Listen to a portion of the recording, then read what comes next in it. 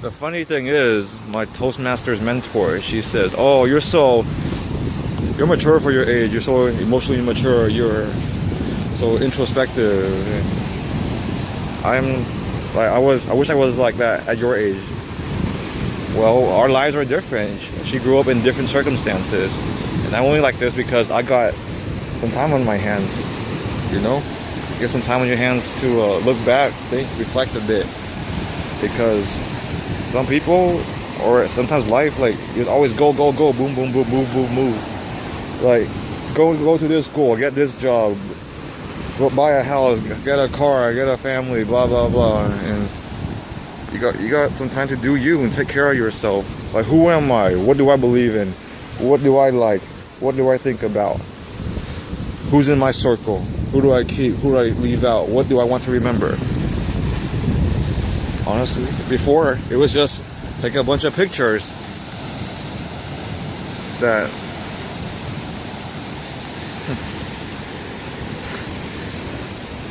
take a bunch of pictures and never really look at them later. Now it's record a bunch of videos and never really watch them later. But at least I can talk in these and you get some nice scenery. Okay.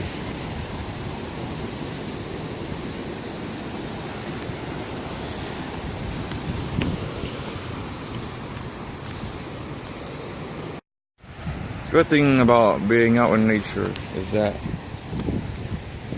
well, not the good thing, but I'm kind of envious of my cousin because he lives near here. He gets to go out to these areas however he wants. At this point, he's probably sick of like trails and beaches and trees and rocks and forests. Well, not sick of it, but he's used to it by now. He's just biking or jogging along like willy-nilly.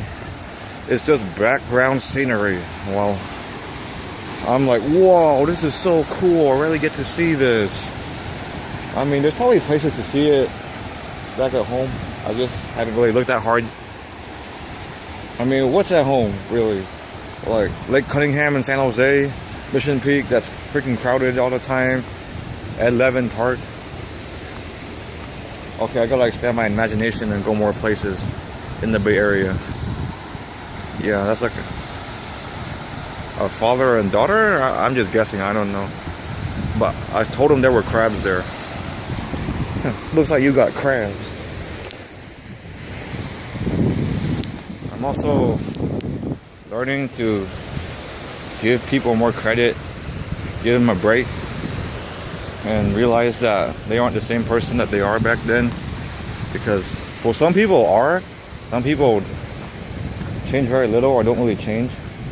But some people do change, you know? They change for the better. They improve. They get more mature. Like, I remember kids in Scouts who were very obnoxious or mischievous or not really contributing. And then they get Eagle Scouts and they succeed in college and they have a good time and they grew up, you know? Even for adults, like adults may be a certain way when I was in middle school, high school, but you grow up, different things happen in their lives, priorities change, and you just accept it for what it is. Like,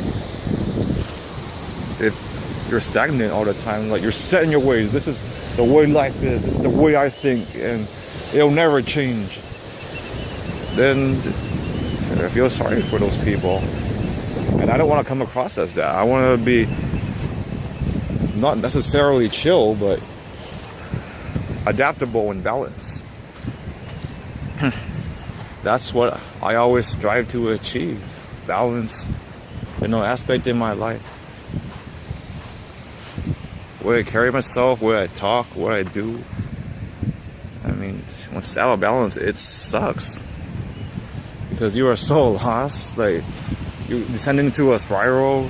Sometimes you crash, sometimes there's no going back or getting out. Sometimes you pay a price, whether it's time or money or just because you lost balance or you already had none to begin with.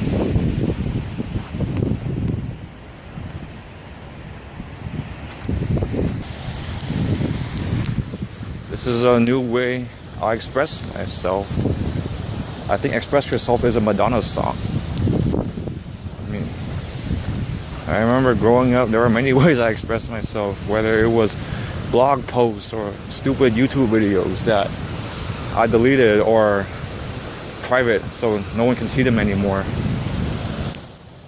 Or I used to, of course, music.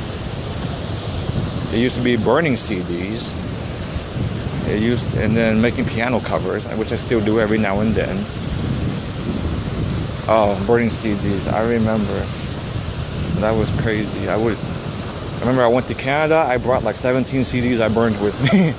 Each CD had like 18 to 20 songs, and I would listen to them all, and it'd be a pain in the butt just to open and change them. I had to write little track lists on pieces of paper for all of them. But I like music back then, I like organizing music back then, and I like doing it now. At first I was like, oh, making a mix is not like a CD at all, but in a way it is, except it's better transitions. A mix is more continuous, it tells a story. It's like a song order that only I can make, you know? I used to write and perform spoken word poetry.